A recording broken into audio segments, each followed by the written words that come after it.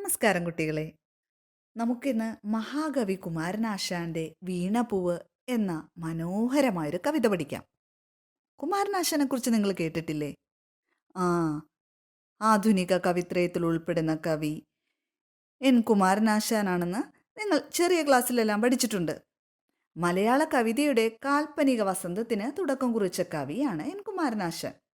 അദ്ദേഹം 1873 ഏപ്രിൽ 12 തിരുവനന്തപുരത്താണ് ജനിച്ചത്. 1907 ഡിസംബറിലാണ് അദ്ദേഹം വീണപൂവ് പ്രസിദ്ധീകരിച്ചത്.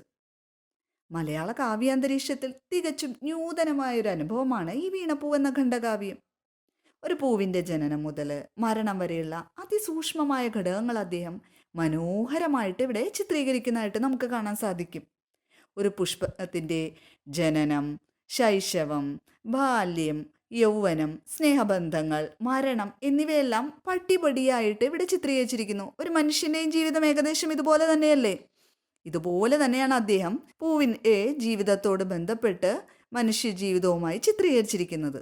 അദ്ദേഹം ഒരു പുഷ്പം തറയിൽ കൊഴിഞ്ഞു വീഴുന്ന കണ്ടപ്പോഴുണ്ടായ വിഷാദത്തിൽ നിന്നാണ് വീണപൂവ് എന്ന കാവ്യം എഴുതിയതെന്ന് പറയപ്പെടുകയുണ്ടായിട്ടുണ്ട്. നമ്മൾ എന്ത് ചെയ്യും സാധാരണ ഒരു പൂവ് താഴെ കൊഴിഞ്ഞു വീഴുന്ന കണ്ടാൽ? ഒരു നിമിഷത്തേക്ക് അയ്യോ ഞാൻ എത്ര ഭംഗിയായിട്ട് കണ്ട ഈ പൂവായിരുന്നു, അയ്യോ തറയിൽ കൊഴിഞ്ഞു വീണ് പോയോ, കഷ്ടം എന്ന് പറഞ്ഞ് ഒരു നിമിഷത്തേക്ക് നമ്മുടെ മനസ്സിലൊരു വിഷമം തോന്നും. അത് പറഞ്ഞിട്ട് നമ്മൾ അങ്ങ് നടന്നു പോകും, അത്രയല്ലേ ചെയ്യുള്ളൂ. പക്ഷേ ഇവിടെ കുമാരനാശാൻ അങ്ങനെയല്ല. അതുകൊണ്ട് ഒരു കാവ്യം തന്നെ ജനിപ്പിക്കുകയുണ്ടായി. അതും മനുഷ്യ ജീവിതവുമായി ബന്ധപ്പെട്ട കാവ്യം തന്നെയാണ് അദ്ദേഹം എഴുതിയത്. അദ്ദേഹത്തിൻ്റെ ജീവിതത്തെ സ്വാധീനിച്ച മഹത് വ്യക്തി ആരാണെന്നറിയാവോ?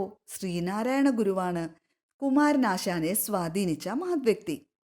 ആശാൻ അദ്ദേഹത്തെ പരിചയപ്പെട്ടതാണ് അദ്ദേഹത്തിൻ്റെ ജീവിതത്തിലെ ഏറ്റവും വലിയ വഴിത്തിരിവായെന്ന് പറയുന്നത്. സ്നേഹഗായകൻ, ആശയഗംഭീരൻ എന്നീ പേരുകളിലാണ് ആശാൻ അറിയപ്പെടുന്നത്. 1924 ജനുവരി 16 പല്ലനയാറിൽ വെച്ചുണ്ടായ ബോട്ടപകടത്തിൽ ആശാൻ അന്തരിക്കുകയുണ്ടായി. ആലപ്പുഴ പല്ലനയാറിൻ്റെ തീരത്ത് കുമാരകോടി എന്നു പേരുള്ള ആശാൻ സ്മാരകം ഉണ്ട്. Kumaranasan Memoriam UP സ്കൂളുമുണ്ട്. അദ്ദേഹത്തിൻ്റെ പ്രധാന കൃതികളാണ് വീണപൂവ്, രാജയോഗം, നളിനി, ലീല, ചിന്താവിഷ്ടയായ സീത, ശ്രീബുദ്ധചരിതം, ദുരവസ്ഥ, പ്രരോധനം, കരുണ, ചണ്ഡാല ഭിക്ഷുകി എന്നിവ. ഇനി നമുക്ക് വീണപൂവിലേക്ക് കിടക്കാം. മലയാളത്തിലെ എന്നത്തെയും ക്ലാസിക് കൃതി എന്ന് പറയുന്ന വീണപൂവിൻ്റെ ഒരു ചെറിയ ഭാഗമാണ് നിങ്ങൾക്ക് പഠിക്കാനുള്ളത്. നമുക്ക് കാവ്യഭാഗത്തേക്ക് കിടക്കാം. വീണപൂവ് കുമാരനാശാൻ. ഹാ പുഷ്പമേ അധിക തുംഗപദത്തിലെത്ര ശോഭിച്ചിരുന്നിതൊരു രാജ്ഞി കണക്കയേ നീ. ശ്രീഭൂവിലസ്ഥിരമസംശയമിന്നു നിന്റെ ആ ഭൂതിയെങ്ങു പുനരെങ്ങു കിടപ്പിതോർത്താൽ. ലാളിച്ചു പെറ്റലതയൻപൊടു ശൈശവത്തിൽ പാലിച്ചു പല്ലവപുടങ്ങളിൽ വച്ചു നിന്നെ ആലോലവായു ചെറുതൊട്ടിലുമാട്ടി താരാട്ടാലാപമാർന്നു മലരേതലമർമരങ്ങൾ. പാലത്തൊഴും പുതുനിലാവിലലം കുളിച്ചും ബാലാതപത്തിൽ വിളയാടിടുമാടലന്നി നീലീല പൂണ്ടിളയ മൊട്ടുകളോടു ചേർന്നു ബാലത്വമങ്ങനെ കഴിച്ചിതു നാളിൽ നാളിൽ. ശീലിച്ചു ഗാനമിട ചേർന്നു ശിരസ്സുമാട്ടി കാലത്തെഴും കിളികളോടധ മൗനമായി നീ ഈ ലോകതത്വവും അമേയ തെളിവാർന്ന താരാജാലത്തോടു മുൻമുഖതയാർന്നു പഠിച്ചുരാവിൽ. ഈ വണ്ണമൻപൊടു വളർന്നത നിന്റെ അംഗം ആവിഷ്കരിച്ചു ചില ഭംഗികൾ മോഹനങ്ങൾ. ഭാവം പകർന്നു വദനം കവിൾ കാന്തിയാർന്നു പൂവേ അതിൽ പുതിയ പുഞ്ചിരി സഞ്ചരിച്ചു. നമുക്കിനി ആദ്യത്തെ 4 വരിയിലേക്ക് കിടക്കാം. ഹാ പുഷ്പമേ അധിക തുങ്ക പദത്തിലെത്ര ശോഭിച്ചിരുന്നതൊരു രാജ്ഞി കണക്കേ നീ. ശ്രീ ഭൂവിൽ അസ്ഥിരം അസംശയമിന്നു നിന്റെ ആഭൂതിയങ്ങു പുനരങ്ങു കിടപ്പിതോർത്താൽ. നോക്കൂ കവി എന്താണ് പറയുന്നത് നമുക്ക് ശ്രദ്ധിക്കാം. ഹാ പുഷ്പമേ, ഹാ എന്ന് പറഞ്ഞാൽ ഇവിടെ ശരിക്കും പറഞ്ഞാൽ വേദനയോടുകൂടി തന്നെ അദ്ദേഹം പറയാണ്, ഒരു പൂവ് താഴെ വീണ് കിടക്കുന്നു. വളരെ മനോഹരമായ, നമ്മൾ പറഞ്ഞില്ലേ, വളരെ മനോഹരമായ ഒരു പൂവ് താഴെ വീണ് കിടക്കാണ്. അത് കണ്ടപ്പോൾ കവിയുടെ മനസ്സിൽ ഉണ്ടായ ഒരു വികാരത്തെക്കുറിച്ചാണ് പറയണത്. നീ, ഓ പുഷ്പമേ, അയ്യോ വേദനാജനകമായി തന്നെയാണ് പറയണത്. അധിക തുങ്കപദത്തിലെത്ര, നീ എന്താണ് ഏറ്റവും, തുങ്കം എന്ന് പറഞ്ഞാൽ ഉയർന്ന പദവിയിൽ, ഉയർന്ന സ്ഥാനത്ത് ശോഭിച്ചിരുന്നു നീ. ആരെ പോലെ ശോഭിച്ചിരുന്നു? രാജ്ഞി കണക്കേ നീ. ആരെ പോലെയാ? ഓ രാജ്ഞിയെ പോലെ ശോഭിച്ചിരുന്ന നീയാണ് ഇപ്പോഴെങ്ങനെ കിടക്കുന്നത്? ഈ താഴെ വീണ് കിടക്കുന്നത്. ഇത് കണ്ടിട്ട് കവിക്ക് എന്ത് തോന്നുന്നു? ശ്രീഭൂവിൽ അസ്ഥിരം. ശ്രീ എന്ന് പറഞ്ഞാൽ എന്താ? ഐശ്വര്യം. ഈ ഐശ്വര്യം എന്ന് പറയണത് ഈ ഭൂമിയിൽ അസ്ഥിരമാണ്. സ്ഥിരം എന്ന് പറഞ്ഞാൽ ഒരിക്കലും നിലനിൽക്കാത്തതാണ്. സംശയം, അത് ഒന്നും സംശയിക്കേണ്ടതില്ല. ഒരിക്കലും ഐശ്വര്യം എന്ന് പറയുന്നത് നമ്മുടെ ജീവിതത്തിൽ നിലനിൽക്കുന്ന ഒന്നല്ല. ഇവിടെ വേണമെങ്കിൽ ശ്രീഭൂവിൽ, ശ്രീ എന്ന് പറഞ്ഞാൽ ഇവിടെ അഴകെന്ന് പറയാം, അഴക് എന്നുള്ള അർത്ഥവും പറയാം. ഭൂമിയിൽ അഴകെന്ന് പറയുന്നത് ഇവിടെ ഒരിക്കലും ഐശ്വര്യവും അഴകും ഒന്നും ഈ ഭൂമിയിൽ നിലനിൽക്കുന്നതല്ല. അത് നിന്റെ ആ ഭൂതി അങ്ങു പുനരിങ്ങു കിടപ്പിതോർത്താൽ, നിന്റെ ആ ഭൂതി, നിന്റെ ഈ ഐശ്വര്യം ഈ താഴെ വീണ് നീ കിടക്കുന്നത് കണ്ടാൽ ശരിക്കും പറയാൻ സാധിക്കും എന്താ? ഈ ഭൂമിയിൽ ഐശ്വര്യം എന്നുള്ളത് നിലനിൽക്കുന്ന ഒന്നല്ലെന്ന്. താഴെ വീണ് കിടക്കുന്ന ഒരു പൂവിൻ്റെ ദയനീയമായൊരവസ്ഥ കണ്ടിട്ട് കവി പറയാണ്, കവി വിലപിക്കുകയാണ്, അയ്യോ പുഷ്പമേ, നീ എന്തുമാത്രം ഉയർന്ന് ഒരു രാജ്ഞിയെ പോലെ നീ കഴിഞ്ഞതാണ്.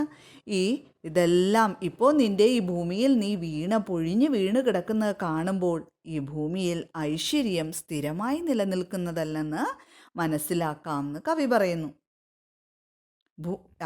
ഇവിടെ പൂവിൻ്റെ സൗഭാഗ്യമായ ഒരവസ്ഥയെക്കുറിച്ച് കവി വർണ്ണിക്കുന്നുണ്ട്. ഇവിടെ രാജ്ഞിയോടാണ് ഇവിടെ പൂവിനെ സാദൃശ്യപ്പെടുത്തിയിരിക്കുന്നത്. ഇത്രയും സൗഭാഗ്യമായ അവസ്ഥയിൽ നിന്നാണ് ഇപ്പം എന്തു പറ്റിയിരിക്കുന്നത്? പൂവ് ഈ അവസ്ഥയിൽ താഴെ വീണ് കിടക്കുന്നത്. അപ്പോൾ ഐശ്വര്യത്തിൻ്റെയും അസ്ഥിരതയുടെയും ക്ഷണികതയെ പറ്റിയും എല്ലാ മനുഷ്യനെ ഈ വാക്കുകളിലൂടെ കവി ചിന്തിപ്പിക്കുകയാണ് ചെയ്യുന്നത്. ലാളിച്ചു പെറ്റലതയൻപൊടു ശൈശവത്തിൽ പാലിച്ചു പല്ലവപുടങ്ങളിൽ വച്ചു നിന്നെ ആലോലവായു ചെറുതൊട്ടിലുമാട്ടി താരാട്ടാലാപമാർന്നു മലരെ ദലമർമരങ്ങൾ. അടുത്തതായി കവി ഈ പൂവിൻ്റെ ശൈശവകാലത്തെ അവതരിപ്പിക്കുന്നു. പൂവിന് അതിഭാഗ്യപൂർണമായ ശൈശവമാണ് ഉണ്ടായിരുന്നത്. നിങ്ങൾക്കും അങ്ങനെ തന്നെയല്ലേ? നിങ്ങളുടെ കുട്ടിക്കാലം നല്ല ഓമനിച്ച് ലാളിച്ചല്ലേ നമ്മുടെ അച്ഛനും അമ്മയൊക്കെ നമ്മളെ വളർത്തിയത്. അതുപോലെ തന്നെയാണ് ഇവിടെ പൂവിനെ വളർത്തുന്നത്. എങ്ങനെയാണെന്ന് നോക്കാം. ലാളിച്ചു പെറ്റലതയൻപൊടു ശൈശവത്തിൽ. എന്ത് ചെയ്തു? പെറ്റമ്മയായ ലത ശൈശവകാലത്ത്, ഏറ്റവും കുട്ടിക്കാലത്ത് എന്ത് ചെയ്തു? പൂവിനെ ലാളിച്ച് ഓമനിച്ചാണ് വളർത്തുന്നത്. എവിടെ വെച്ച്? പാലിച്ചു പല്ലവപുടങ്ങളിൽ വച്ചു നിന്നെ. പല്ലവം എന്ന് പറഞ്ഞാൽ തളിരില കണ്ടിട്ടില്ലേ പൂവിൻ്റെ? ആ തളിരിലകൾക്കുള്ളിൽ വെച്ചുകൊണ്ട് വളരെയധികം സ്നേഹിച്ച് ലാളിച്ച് സംരക്ഷിച്ച് വളർത്താണെന്ന്. ആലോലവായു ചെറുതൊട്ടിലുമാട്ടി. ഇനി ആരാ തൊട്ടിലാട്ടിയത്? ആലോലവായു, ഇളകിക്കൊണ്ടിരിക്കുന്ന വായു, കാറ്റ് ഈ പൂവിനെ തൊട്ടിലാട്ടി. ഇനി എന്ത് ചെയ്തു? തൊട്ടിലാട്ടിക്കഴിഞ്ഞ് അടുത്തതായിട്ട് താരാട്ടുപാട്ട് പാടിക്കൊടുത്തു. ആരാണ്? താരാട്ടാലാപമാർന്നു മലരേ ദലമർമരങ്ങൾ. ഇലകളുടെ മർമര ശബ്ദം താരാട്ടുപാട്ടു പാടിക്കൊടുത്തു എന്നും പറയുന്നു. ഇതുപോലെ തന്നെയല്ലേ നിങ്ങളൊന്ന് ആലോചിച്ച് നോക്കിയാൽ, നിങ്ങൾ ചെറുപ്പത്തിലെ അച്ഛനും അമ്മയൊക്കെ എന്ത് ചെയ്യും? കയ്യിലിങ്ങനെ വെച്ച് ഓമനിച്ച് ആണ് വളർത്തുന്നത്. താഴ്ത്ത് വെച്ചാൽ ഉറുമ്പരിക്കും, തലയിൽ വെച്ചാൽ പേനരിക്കും എന്ന് പറഞ്ഞ പോലെ വളരെയധികം സ്നേഹത്തോടു കൂടി ലാളിച്ചാണ് നിങ്ങളെ അച്ഛനും അമ്മയൊക്കെ വളർത്തുന്നത്. അതുപോലെ തന്നെയാണ് ഇവിടെ ചെടിയെയും. ആ ഉപമിച്ചിരിക്കണമൊക്കെ കവിഭാവനം ഒന്ന് ആലോചിച്ച് നോക്കിയല്ലേ. അത് കഴിഞ്ഞിട്ട് എന്ത് ചെയ്യുന്ന പറയണത്? നിങ്ങൾക്ക് ചെറുപ്പ കാലഘട്ടത്തിൽ നിങ്ങളെയൊക്കെ തൊട്ടിലാട്ടി വളർത്തും അല്ലേ? തൊട്ടിലാണ് കിടത്തി ഉറക്കണതൊക്കെ. അപ്പോൾ തൊട്ടിലിങ്ങനെ പതുക്കെയല്ലേ ആട്ടണത്. അല്ല സ്പീഡിലൊന്നും അല്ലല്ലോ നിങ്ങൾ ആട്ടണത്, വളരെയധികം സ്ലോ മോഷനായിട്ട് പതുക്കെയല്ലേ ആട്ടണത്. അപ്പോൾ ഇവിടെ ചെറിയ ഇളം കാറ്റ് പൂവിനെ തൊട്ടിലാട്ടിയിരിക്കുന്നു എന്ന് പറയുന്നു. തൊട്ടിൽ കിടത്തുമ്പോൾ എന്ത് ചെയ്യും, ഉറങ്ങാൻ വേണ്ടിക്കൊണ്ട് എന്ത് ചെയ്യും, നല്ല നല്ല താരാട്ടുപാട്ടുകളൊക്കെ പാടിത്തരും. അതുപോലെ തന്നെയാണ് ഇവിടെ ചെടീനെയും താരാട്ടുപാട്ടൊക്കെ പാടി നന്നായിട്ട് ഇവിടെ പൂവിനെ താരാട്ടുപാട്ട് പാടിക്കൊണ്ടിരിക്കുന്നതെന്ന് പറയണത്. നമ്മൾ കുട്ടിക്കാലത്ത് എങ്ങനെ ശൈശവകാലം കഴിച്ചു കൂട്ടിയോ അതുപോലെ തന്നെയല്ലേ ഇവിടെ പൂവും കഴിച്ചു കൂട്ടുന്നതായിട്ട് കവി പറയണത്. നമ്മൾ അച്ഛൻ്റെയും അമ്മയുടെയും പരിലാളനയേറ്റ് തൊട്ടിലാട്ടി അതുപോലെ തന്നെ താരാട്ടുപാട്ട് കേട്ട് ഉറങ്ങുന്നു. അതുപോലെ തന്നെയാണ് കവി ഇവിടെ പൂവിനെ സാദൃശ്യപ്പെടുത്തിയിരിക്കുന്ന. പൂവും പൂവിൻ്റെ മാതാപിതാക്കളുടെയും ബന്ധുജനങ്ങളുടെയും സാമീപ്യത്തോടു കൂടി വളരെയധികം സുഖിച്ചു കഴിഞ്ഞിരുന്ന ഈ പൂവാണ് ഈ അവസ്ഥയിൽ കൊഴിഞ്ഞു വീണ് കിടക്കുന്നത്. അത് കണ്ടിട്ടാണ് കവി പറയുന്നത് ഭൂമിയിൽ ഐശ്വര്യം ഒരിക്കലും നിലനിൽക്കുന്ന ഒന്നല്ലെന്ന്. കവി വരികൾ പറഞ്ഞപ്പോൾ നിങ്ങൾക്ക് നിങ്ങളുടെ കുട്ടിക്കാലം ഓർമ്മ വന്നില്ലേ? നിങ്ങൾ ഇതുപോലെയൊക്കെ തന്നെയായിരുന്നില്ലേ? വളരെയധികം നിങ്ങളെ ലാളിച്ച്, ഇപ്പോഴും ലാളനയ്ക്ക് ഒരു കുറവൊന്നും ഉണ്ടാവില്ല, എന്നാലും ചെറുപ്പം കുറച്ചും കൂടി ശൈശവകാലത്ത് കുറച്ചുകൂടെ ലാളനയേറ്റ് നിങ്ങളെ താഴെ വെക്കാതെയും പാട്ടുപാടിത്തന്നും എല്ലാമല്ലേ ഉറക്കിയിരുന്നത് നിങ്ങളെ, തൊട്ടിലാട്ടിയും ഇതെല്ലാം പോലെ തന്നെ. അതാണ് കവി പറയുന്നത്, ഒരു പൂവും ഇതുപോലെ തന്നെ മനുഷ്യനെ പോലെ തന്നെ എല്ലാ ലാളനയും ഏറ്റ് തന്നെയാണ് ഒരു പൂവും വന്നത്. അതാണ് കവി ഇവിടെ പൂവിനെ മനുഷ്യ ജീവിതത്തോട് ഉപമിച്ചിരിക്കുന്നത് നമ്മൾ ആദ്യം തന്നെ പറഞ്ഞത്. അപ്പോൾ നോക്കാം, ആദ്യത്തെ വരികളിൽ എന്താ പറയുന്നത്, ആ പൂവ് അധിക തുങ്കപദത്തിൽ രാജ്ഞിയെപ്പോലെ ശോഭിച്ചിരുന്നു എന്നാണ് കവി പറയണത്. ആ ശോഭിച്ചിരുന്ന പൂവിൻ്റെ ഇന്നത്തെ അവസ്ഥ കണ്ടിട്ട് കവിക്ക് വളരെയധികം സങ്കടം തോന്നുന്നു.